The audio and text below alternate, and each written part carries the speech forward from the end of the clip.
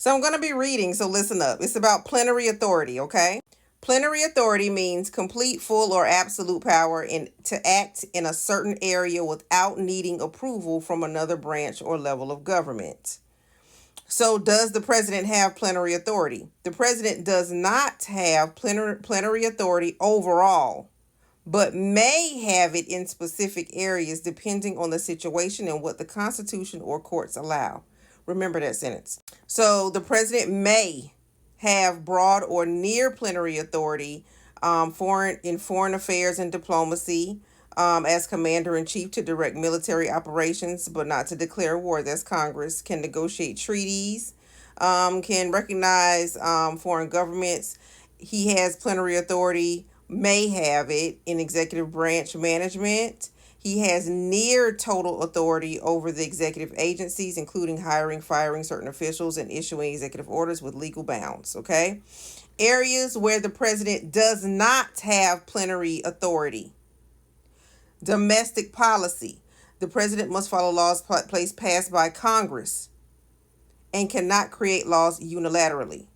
He does not have plenary authority in domestic actions that require congressional approval, like taxes, spending, immigration reform. Okay?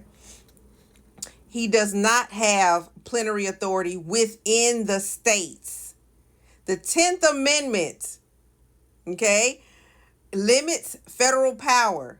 So the president cannot force states to carry out federal commands unless the Constitution or federal law clearly allows it. That is very important. You're going to find out why. Okay. He does not have plenary authority over the other branches. The president cannot control Congress or the courts. Each branch is independent under the separation of powers. So let's talk about this 10th Amendment. 10th Amendment. So the U.S. president's plenary authority within the states is limited in many ways. Despite broad powers in some areas, the Constitution, federalism, and the separation of powers all impose constraints. Here is how the president's authority can be stopped or limited within the states. The Constitution is the supreme law of the land and limits the president's power. 10th Amendment reserves powers not delegated to the federal government, to the states, or the people. This limits the federal government's control over the internal state matters, which education, local policing, and zoning.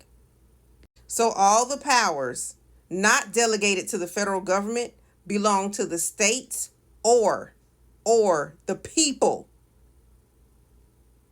The U.S. is a federal system, meaning states are sovereign in many areas. States have their own constitutions, legislatures, courts, and executives. The president cannot override state laws unless they conflict with valid federal law, per the Supremacy Clause. States control elections, policing, education, and more. This is why if you have the ability and can run for office, run. This is why you need to vote in your state, for your state politicians, your legislatures, okay? That's why. Number 3, congressional oversight and legislation. Congress can limit or deny funding for presidential actions. That's why you need to vote in November 2026 for Congress. Pass laws. Congress can pass laws that restrict executive power. Congress can subpoena and investigate executive actions. That's why you need to vote in November, okay? Congress can impeach and remove the president for high crimes and misdemeanors. That's why you need to vote in November 2026. Congress.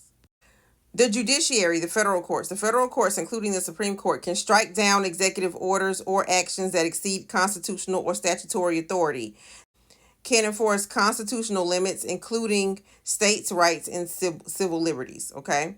So state governments can resist presidential authority in several ways. They can refuse to enforce federal policies, sue the federal government in federal court, pass state laws that conflict with federal executive policies, although federal law prevails in direct conflict. Okay? Public opinion and political pressure. Media scrutiny and civic activism can constrain presidential overreach. Um, Elections, ultimately, the president is politically accountable. Midterm and presidential elections shift the balance of power. Voters can choose leaders who check presidential power, such as governors, state legislatures, and members of Congress.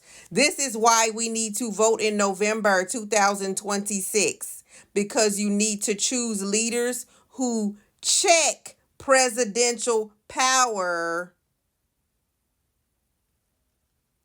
within your states and in the federal government. So let's go on to this 10th Amendment. The 10th Amendment, quote, "The powers not delegated to the United States by the Constitution nor prohibited by it to the states are reserved to the states respectively or to the people." Let me break that down in simple terms. If the Constitution does not say that the federal government can do something, then that power belongs to the states or the people, not to the federal government. Basically, it has to say it. In order for, if the Constitution does not say the federal government can do something, if it's not written down that they can do it, the power belongs to the state and the people. The federal government has only the powers that are listed in the Constitution, like declaring war, printing money, regulating interstate trade.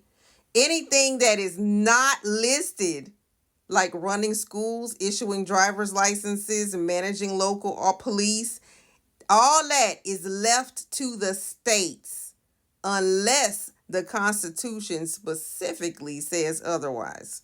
Vote in November 2026. Okay? Vote in all your state elections and your local ones. Why this matters. The 10th Amendment is a key part of federalism, the idea that power is shared between the national and state governments. It limits federal power, protects state sovereignty, gives states freedom to make their own laws on local issues. For example, the Constitution does not give the federal government control over schools. So states decide how to run their education systems. Marijuana law, some states legalized it even though the federal law bans it. This conflict often involves 10th Amendment arguments. So, for everyone who does not know if voting is important in your local and state elections, it really does matter. It matters a lot. Okay? Check your governors and see if they are backing crazy stuff that some folks out here doing. They need to be removed. They need to be removed. Check your state Congress people. If they're backing all the crazy stuff that's making your life, they need to be removed.